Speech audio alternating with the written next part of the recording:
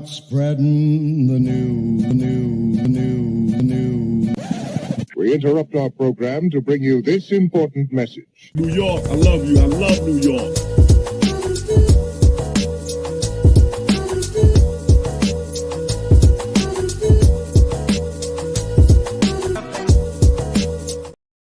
What's going on, people? Welcome to another episode of the Off the Ball podcast with me, your host, Chris Lebron. And on today's show, we're going to dive into all things 2023 NBA draft. The draft is, I believe, 11 days away. So we're going to dive into it and talk about everything's going on. I just dropped a mock draft, so you can check that out on the Off the Ball Network YouTube channel, Facebook page, on my Twitter at Off the Ball Pod. But I'm your host, Chris Lebron, and we're going to dive into my mock draft first. That's what we're going to do first. Then we're going to talk about, go through, some potential things we might see, Brandon Miller over Scoot Henderson, some boomer bust prospects, and all that good stuff. But first, this show was brought to you by the good people at SeatGeek.com. SeatGeek, your number one place for all your ticket needs. You get $20 off your first purchase at SeatGeek.com when you use the promo code Off the Ball Network in all caps. We got a lot of things going on. Baseball season is in full swing, so want to use tickets for that? Go use the promo code Off the Ball Network, all caps, for $20 off your first purchase. But like I said, I just dropped a mock draft. So like I said, if you want to check that out, but I'm going to go through it right here, right now for you people listen on the podcast. Make sure if you're listening on the podcast, give us a nice 5-star review and leave us a nice comment on Apple and Spotify and all that good stuff. But let's go get right into it. This was my first mock draft. I still plan on maybe getting in one, live mock draft with a few of the dope people, who cover the NBA draft. Work's been crazy, and all that. So try to fill that in. I know we got 11 days left, so maybe sometime next week. I am gonna have a few people on next week, to talk about the draft, but try to get in one like community live mock draft. It's definitely going to be my plan. So gonna work on that. Let's just follow me on Off the Ball Pod. But let's dive right into it. So obviously, the first pick in the draft. Need I say more? We all know who that's going to be. That's Victor Wembanyama, the 7'5" stud. He's the number one pick for the Spurs. That's not. So this is where we're going to get a lot of, a lot of things are going to start here with the number 2 pick. Obviously, in my opinion, Scoot Henderson is the second best prospect in this class. And Hornets, we're hearing it's been the Brandon Miller, right? And to be fair, it's probably the better fit than Scoot was, but I believe if you're Charlotte, you take the best talent. And I believe that is Scoot Henderson. Yes, you have LaMelo, and LaMelo's going to have the ball in his hand most of the times, and that's understood. But I just still feel like Scoot is the guy that you should take at 2. Now, will it happen? Everything that we're hearing, from the rumor reports and all the people I've, talked to, and that are, scouts and that cover the draft, they're saying that it looks like it's Brandon Miller will be the number 2 pick. And that's not the wrong thing. It's not like, how could they? Maybe it's because I just truly believe, and I feel both guys have all-star potential. But I feel like Scoot is someone who has just special traits on and off the court. Now, obviously, everything going on Brandon Miller off the court is something that you still have to, evaluate when you're taking someone that high to potentially be a face of the franchise. So with Brandon Miller have all the legal stuff that happened early on in Alabama with all that, those are still things you have to really figure out and consider. But I would take Scoot if I'm Charlotte. I feel still like Scoot is, to me, he's going to represent the franchise tremendous. He has the skill sets. The things that he needs to work on, I feel like can get better at the next level. I feel like this should be the pick. So in my mock, I have Scoot going 2. Will it happen? We'll see. Portland at 3. Obviously, there's a lot going on. They may not even have this pick, come this time, June 22nd. So. But I did this also with no trades, and also I know that Denver and OKC had made a trade in the second round, pick 37, I believe. When I did this, I still had Denver, OKC with the pick. I wouldn't even change it much. I think I would take the same player there if I was, so that doesn't really change. Just if you see it, if you see it on the YouTube, it's going to show OKC, obviously. Denver made a trade, but I wouldn't change the player. But 3, Brandon Miller. I think this would be, if the pick stays, if they keep this would be the pick I think I would make for them. Even though a men would be interesting because you would have a very athletic, with him, Shaden, and Simons potentially. That would be a nice, and obviously, Dame would be there still. So, but I would take Brandon Miller here. Get yourself a scoring wing guy who can potentially be that, that next, get a lot of Paul George comparisons. Maybe he's your next PG-13. We'll see. But, he's a great scorer and all. I know he struggled. A lot of people harping on how he struggled, at the end of, in the tournament, and only had, but he also, we got to put in perspective. He was going against the San Diego State team that obviously, they made a tremendous run and dominated, especially on the defensive side. They were just smothering people. So if I'm Brandon Miller and people, like, I would be too worried because they were doing that to a lot of people. So like, let's keep it, all the way to the national championship. They made the national championship. So like he didn't do it against the slouches. So, put that in perspective too. And a young player, young kid, figuring things out. I know he struggled, but he's, if everything's right, he's going to be a good one. He's definitely going to be a good one. So take him at 3 with the 4th pick. Amen Thompson from Overtime Elite, one of the most athletic players I've ever seen. One of the craziest fast steps I've ever seen from a player. So, obviously people are going to look, well, he was 20 going against a lot of 16, 17-year-olds, and the competition is something that's going to be something that people are going to be skeptical, especially with, a man in the store, but, based off pure potential and all that, and just the things we see now with his playmaking and the size and all that, the ability to get to the bucket and all that, I think, I don't think he ever is going to be a crazy good, 3-point shooter, but if he's able to get to the cup, be a playmaker and all that, if he's allowed that in Houston, because, they got Jalen Green, they got some guys there, Ty Washington's there, so they got some guys there, but with Ime there, I feel more confident than I did with under the previous regime. No disrespect to Coach Silas, but I feel comfortable with Ime there. That if they do draft him in, he'll be all right. With 5th pick, Cam Whitmore. I know I hopped on, a Detroit Pistons, page, YouTube channel, and when I didn't mention Jarice Walker for Piston fans were like, oh, they were, but I feel like Cam Whitmore, it would be a great addition to this team. Obviously he dealt with a lot of injuries early on at Villanova and all that, but I just feel like with his athletic ability and what they need with the wing, and I've said that they needed a wing scorer. I know some of the playmaking isn't there yet, but I'm not expecting him to be, a maestro out there. You definitely want to see more, playmaking ability, but there was a lot going on in Villanova last year, so I feel like that can be there. But I love his potential for to be a 3-level scorer. We also started getting right a little bit towards the end and all that. So, but tremendous upside. I feel like this is what Detroit needs. He's going to bring a little boost to them, and have him go here to the Detroit Pistons. Now we got 6. We got Taylor Hendricks going to Orlando.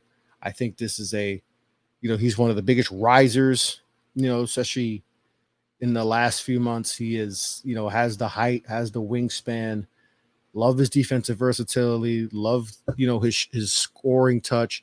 There's the things they need to work on, of course, playmaking and all that stuff. But, what I loved is even if he doesn't max out, to what his potential will be, I feel like he's still going to be a player that is still going to be an asset, no matter what.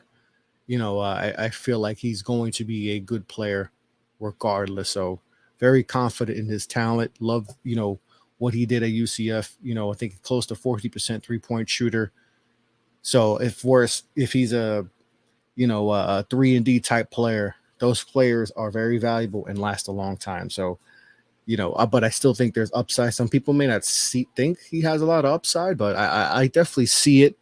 That there definitely could be potential for him to be, maybe an all-star level player. So Taylor Hendricks, to me, one of the biggest risers, and I have him going 6 to Orlando. Number 7, I got Jerice Walker from Houston going here. Pacers. He's kind of a do-it-all, forward. Has the NBA size to be able to bang with a lot of these 4s and 5s. Tremendous playmaker out of the the post and all that, can do a lot of those good stuff. A decent shooter and all that. And some people may question some of his upside, but I think there's definitely more upside than people may give him credit for. And I feel like he landed a spot here, with Halliburton and company. You got yourself a nice little core here that can potentially make a playoffs next year. So got Jerice Walker going here. Anthony Black going to the Washington Wizards. They need a point guard. This is probably the most – Anthony Black probably gets mocked here the most. Like, it's just like the perfect fit. He has a size, 6'7", can see the court. His vision is on point, passing on point. Obviously needs to work on the shooting and all that. But if he could be a respectable shooter, I mean, the ceiling for him is absolutely tremendous. So I think this is if you're the Wizards, you run and you go get Anthony Black, and you have yourself potentially a point guard of the future. At number 9, Utah, I have them taking Grady Dick, the wing from Kansas. Early on in the season, he was getting crazy hype, maybe being a top 5 pick, kind of slowed down and all that. But still, Grady Dick is a tremendous wing who can score, who can shoot, 40% 3-point shooter. So what you're going to get is someone who could be, an instant impact player for you. And Utah's been drafting really well. They drafted well last year. They got some good pieces. They flirted with being a playoff team last year. They fell off obviously late because, the West, was just everyone was beating each other up. But Grady Dick here would be a nice addition, for the Utah Jazz, and they continue to make their build and getting back to a playoff. And this is be a good fit, good piece for them to continue that. At number 10, another big riser, Derek Lively the second. Early on this, he was a number 1 recruit coming out, built a lot of injuries at Duke and all that, but he came on at the end. Big reason why they won the ACC tournament. Big reason why, they were in it, for a lot of season, especially late, and people thought they could potentially make a run. But beginning of the season, you saw a lot of people. He was you couldn't really figure out where his range was. It was kind of all over the place. Then at one point, people were saying, man, he's going to be a 2nd-round pick, and maybe he should just come back, And then we saw, he had a couple of 6-block games and all that, and definitely showed his impact, especially that late run for Duke. But he's also one of those guys where you look back at the film in high school and you're like, well, there's shooting ability. And then we saw, and listen, workouts could be a little, we can overhype them because it's just, we're just seeing the good, and we're seeing him shoot threes and all that. But that was there. I remember talking to a lot of people and being like, yeah, I think there's more to his game. And we just didn't see it at Duke because they didn't need him to shoot threes. I think he took a couple. But we didn't need him to shoot threes because they already had a bunch of guys, so they needed him to be what he was. And this is for a lot of prospects we're going to see. We see a lot of guys coming out, and like, whoa, where did that come from? But he's definitely one of the biggest risers. And at 7'2" with a, 19-foot wingspan, this pick for Dallas, him and Luka could be We saw what Luka did with Dwight Powell. Imagine what he could do with Derek Lively. So um, I don't know if they're going to keep this pick, but if they do, Derek Lively to me is the pick. At number 11, Jordan Hawkins, tremendous sniper. I think if you're Orlando, you add up a Paolo. Paolo, this could be Paolo's best friend, make life easier for him. Derek, Jordan Hawkins, absolute sniper. I think there's more to his game too. I know, I think he has some sneaky bounce and all. I know he's not great at getting to the cup, but I've seen enough where I feel like of him doing it, where I feel like at the next level, more spacing. I think he can, especially with him being such a deadly 3-point shooter, that he's going to do a lot of pump fakes and be able to get to the basket. Kind of like what you see in Duncan Robinson do in the NBA Finals, which is something we didn't see a lot. Duncan Robinson's coming off, pin downs and coming off curls and on shooting his threes, but this in the finals, we've seen him get to the basket a lot. So I think eventually Jordan Hawkins can do some of that. So Jordan Hawkins, Orlando, and that just adds to their, maybe potential playoff push. Asar Thompson going to Oklahoma City.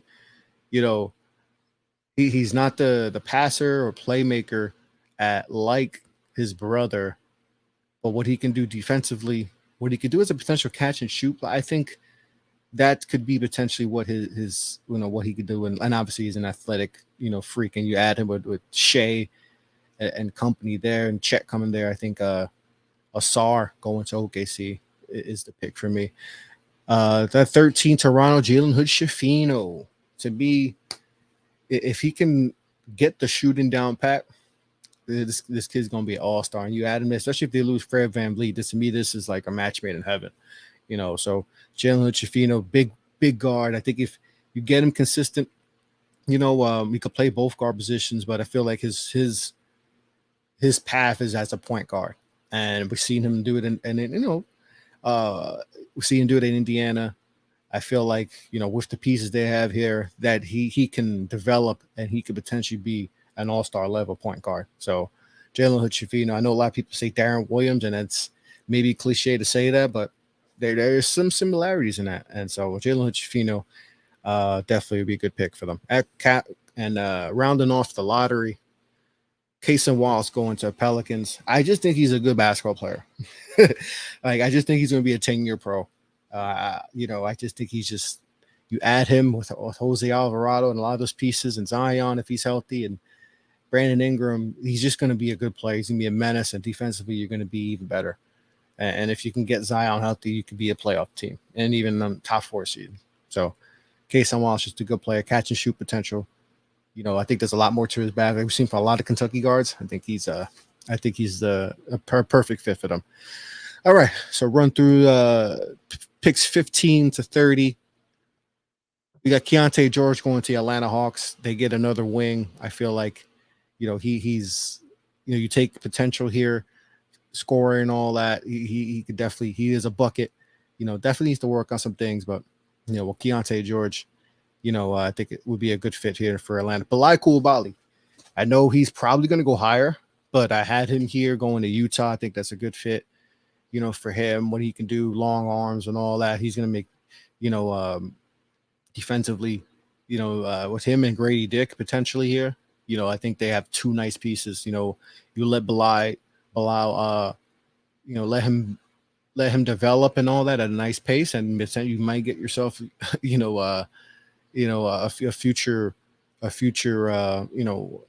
really good player. So Bilal Coulibaly going here, 16. Jet Howard and the Lakers. I think on top of, I said that especially with Anthony Black, I feel like this is like a pick that is like locked in. Like if the Lakers could keep their pick, and I think Jet Howard, they can use the shooting and all that, and get another shooter around LeBron and AD. I think that's just a match made to have. I think it's a perfect fit. And if you're Jet, you're screaming, because this would be an absolute, 6'8", can shoot. Obviously they struggled this year and all that, but I like Jet going here at 18. The Eastern Conference champions taking Nick Smith Jr. I feel like they need more athleticism. They need to get younger. I know that they're predicated on this, getting those undrafted, but you need to get some, blue chippers. And I think Nick Smith Jr., who was a top 5 recruit coming out. Some people's number 1 recruit, was projected to be a top 10 pick. You get him here at 18, perfect. Dealt with a lot of injuries this year in Arkansas. Even got benched at some point. But I think you bring him into the Heat culture and all that. I think you get him developed, and you could potentially have yourself your point guard of maybe as the future. Kyle Lowry's getting older, and you can't have Jimmy saving the day all that. So Nick Jr. would definitely be a good fit here. Number 19, the Warriors taking maybe one of my favorite players in the draft, Kobe Buffkin, the 6'4" guard out of Michigan, can do it all. Sophomore year had a tremendous leap. 3-level type scoring, defensive versatility. Like I said, one of my favorite prospects, and doesn't really have much weak, which is kind of crazy to think for a guy who's a 19th pick, but can do it all, score efficiently, doesn't make a lot of mistakes. Needs to tune some things up, obviously, from the perimeter, but doesn't, I feel like those things are correct. When you go to Golden State, man, and listen, the whole Jordan Poole situation, we don't know his future. Steph is getting a little long in the tooth, but he's still Steph. But learning from Steph and situation with Clay, we don't know if Clay's going to be there long term. But learning from those guys, man, well, what better situation for Kobe Buffkin to go there? So at number 20, the Houston Rockets taking Leonard Miller, another high upside, can do a little bit of a lot of things, inside the restricted area, pick and roll, as a rim runner and all that. I think that would this would be a good pick. Last year tested the waters. I had him as a first round pick at one point. Then he took his name out.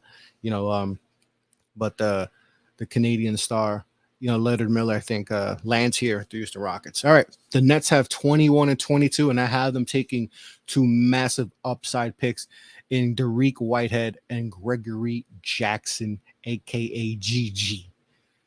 Gigi's one of my favorite prospects, reclassified. I think there's a lot of things people don't like about him, especially, defensive, on the defensive side and some of his, body language. But, a lot of pressure for a kid who reclassified, who's very young. I think he is the youngest prospect in this class. So just put that in perspective, and had to take over for a South Carolina team that just didn't have a lot of talent around them. So had to do a lot, carry the load, but I think it would be great here. And then Dariq Whitehead from Duke. Me being a Duke fan, watched a lot of him. Can shoot. Love his shooting form. Love the mechanics.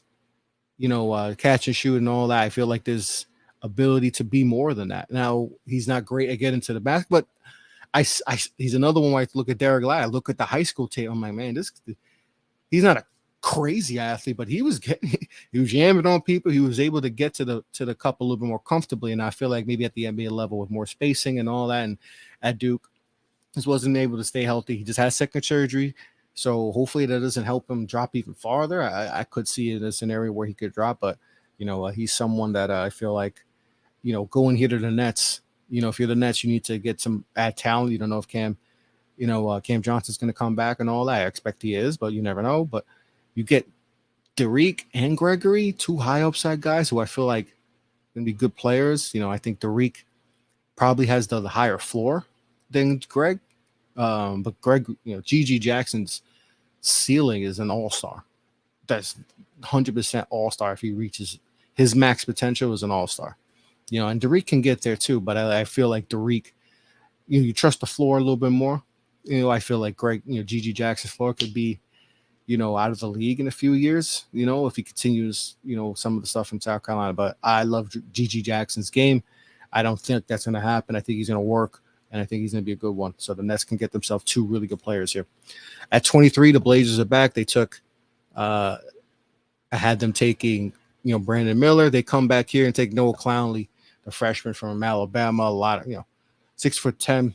Didn't shoot the ball great and all that, but does a lot of things, has the upside and all that. And then, stuff he can do in the mid-range is pretty good. So, I think he can stretch out a little bit more to the outside. I think he shot below 30%, but I think he could get that a little higher, at the next level. So I like him here.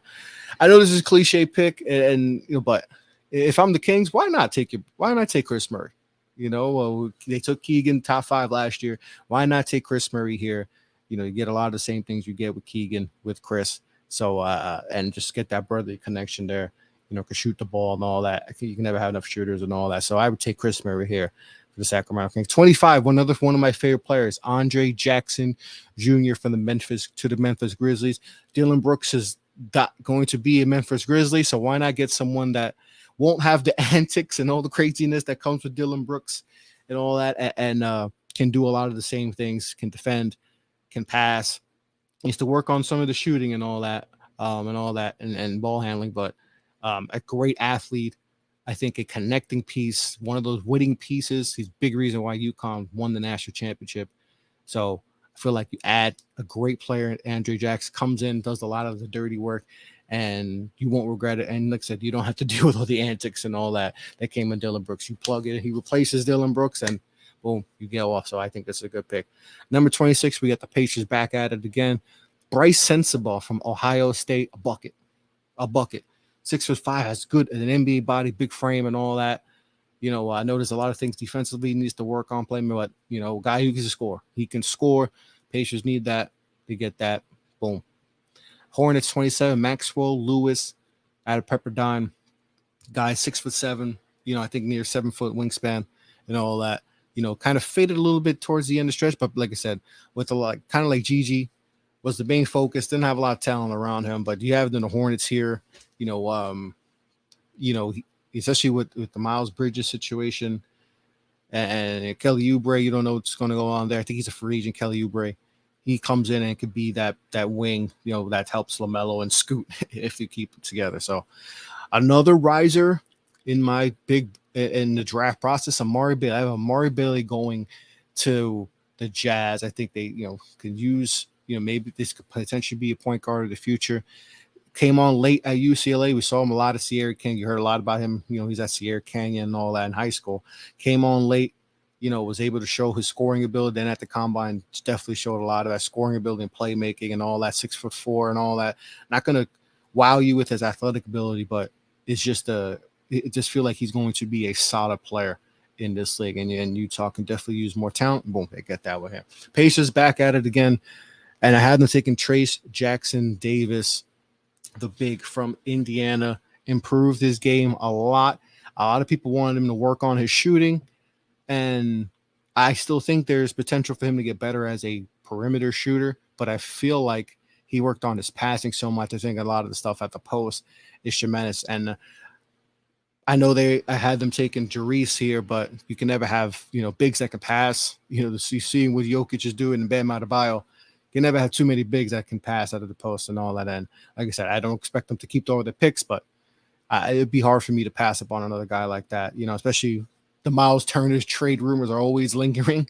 That's a yearly thing. So Trace Jackson Davis here would be the pick. And to round out the first round, I have the Clippers taking Brandon Podziemski from Santa Clara, another big riser and all that, can shoot the ball.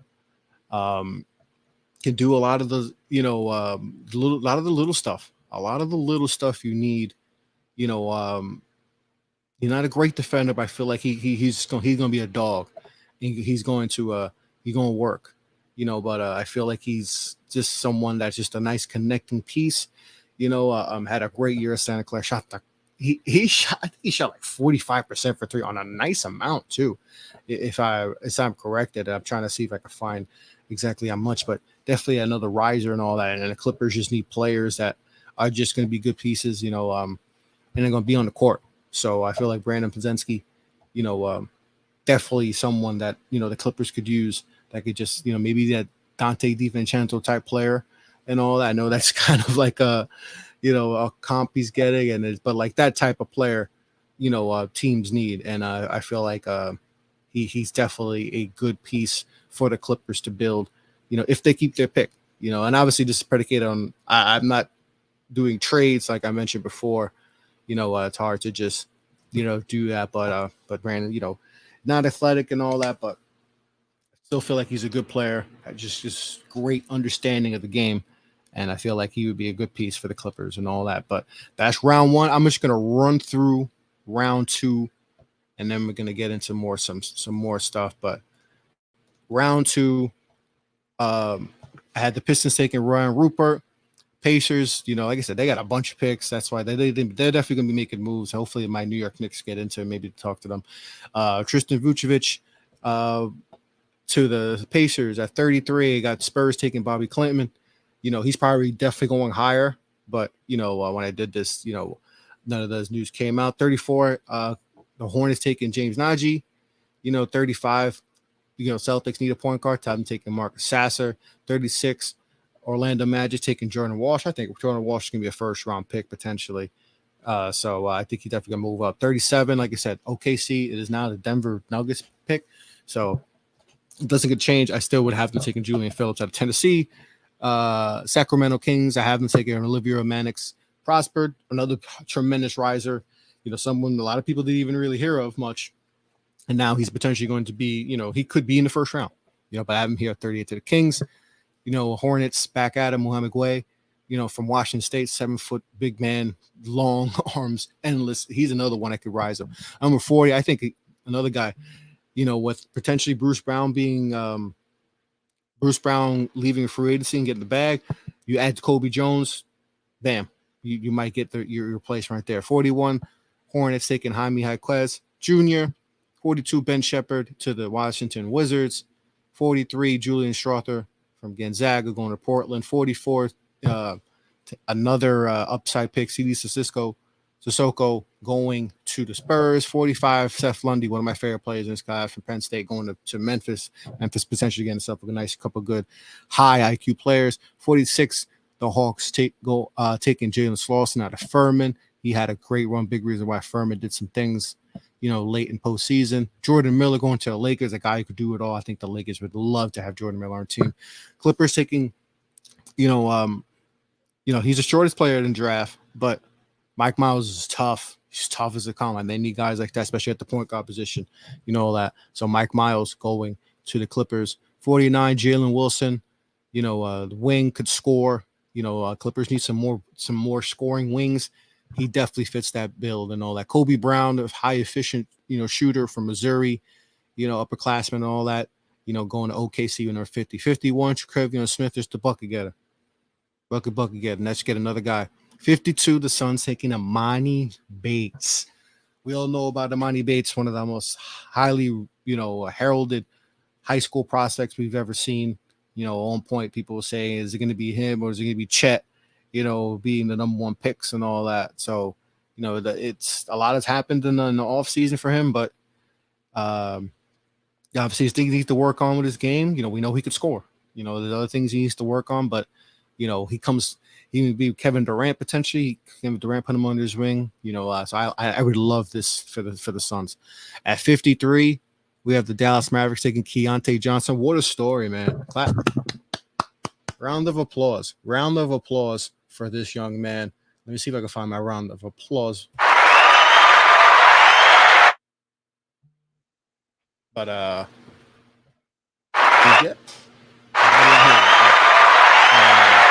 tremendous story. I think he has a lot of potential. Still strong, big frame, like a lot what he does. So I think this is a good pick for him. Good spot for him. At 54, Kings need some bigs. Get Adama Sanogo. Get him. Just rebound, great rebounder, physical. They need some size. Sanogo. 55, Pacers taking Nikola Jurisic. The Serbian wing, 6'8". A lot of potential there. So Pacers have abundance of picks. So I don't know if they'll even keep it, but why not take a guy who has a high upside in Nikola? 56, Ricky Council the fourth going to the Memphis Grizzlies. He's a bucket. Short a lot. He's an athletic player and all that. Take him in the second round. 2 picks forfeited. So we're going to go the Bulls and the Sixers forfeited their 2 picks. So we're going to go with 59, Oduzelas Tubelis from Arizona. Is a monster in the inside and all that. I was thinking about him or maybe, Oscar Tshiebwe, but I'm going to go with Zealous, maybe a little bit more potential and all that. Maybe stretch out a little bit more, even though he didn't shoot great from a 3-point Arizona and all that. Then cap it off. Isaiah Wong going to the Milwaukee Bucks. So that rounds off my mock draft. If you have any complaints, anything, let me know. Follow me off the ball pod, and let me know. But let's go over one thing, and one of the big things is the Brandon Miller, Scoot Henderson debate at number 2, because we all know Wemby's going 1. That is no argument. We all know that's going to happen. So, but at number 2, it's kind of been set in stone that it's Wemby and Scoot, but now it's Wemby's Brandon Miller, Scoot. And is that the right move? Is that the right decision to make for the Charlotte Hornets? I told you how I felt. There's even a world, and call me crazy, I'm taking Scoot and I'm entertaining offers for LaMelo. I feel like I'm going to buy, and I could be dead wrong, but I'm saying I could be wrong. But I take Scoot. I try to see if I can find a partner, and it's crazy because LaMelo, he's one of the few bright spots Charlotte has right now. But I entertain trading, keep having Scoot be my guy, because it's Scoot. LaMelo's gonna have the ball in his hand, and Scoot's not. I don't think he's gonna be a great off-ball player at the moment. Could he? Yeah, but LaMelo's the guy in the team. He's the one that's the face of the franchise. So it's probably why we're hearing Brandon Miller, because it's just a better fit. So, but I personally, I buy Scoot long term.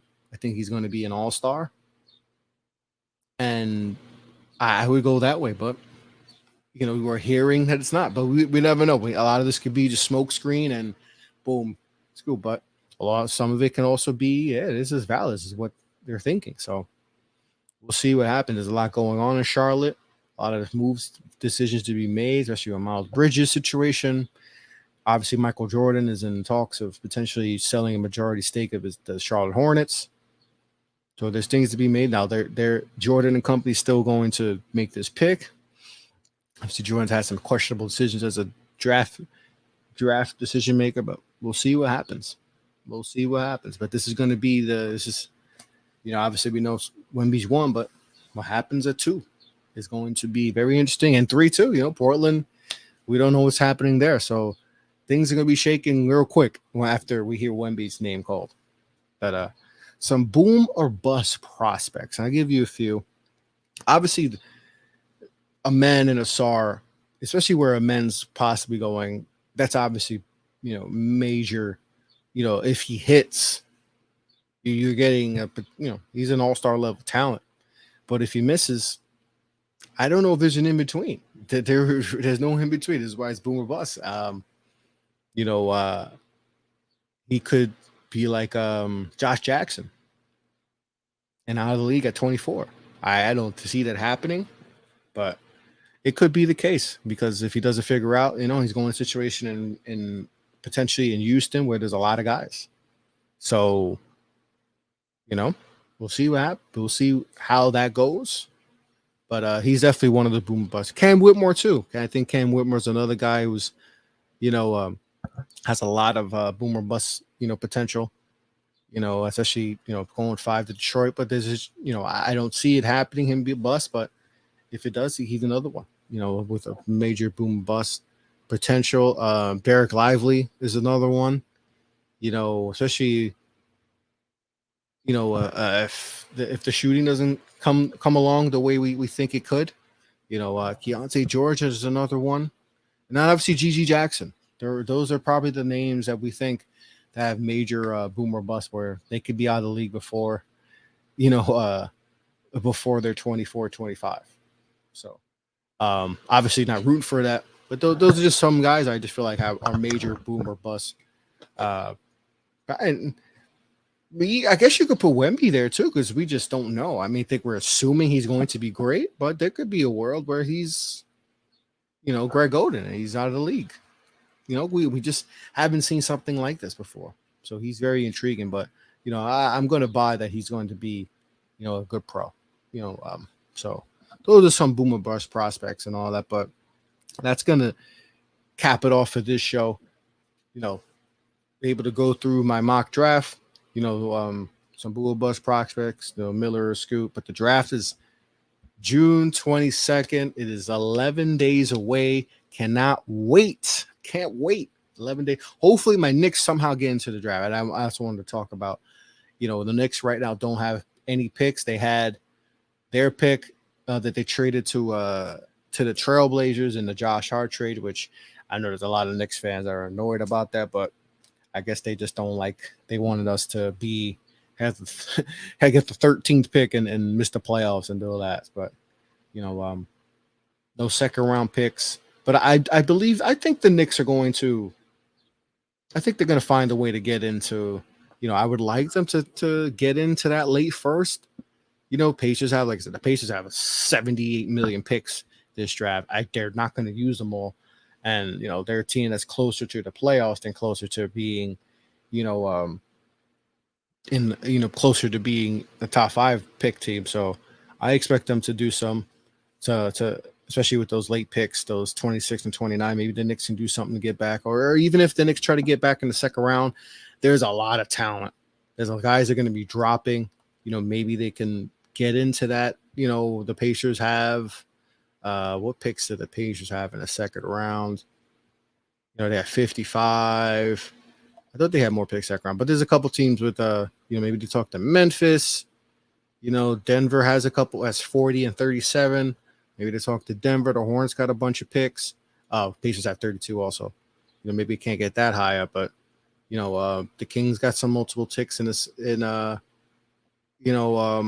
the second round. Maybe talk to those teams. So going to be interesting thing. Hopefully they get in, because I feel like there's a couple wings they can definitely get. That could definitely help the team and all that. Maybe get some hot upside guys that potentially could we could develop in the next few years. But hopefully, I think the Knicks will definitely make some moves to get in this draft. So, but that's gonna be it. That's another episode of the Off the Ball podcast. Like I said, I got a couple shows lined up this week.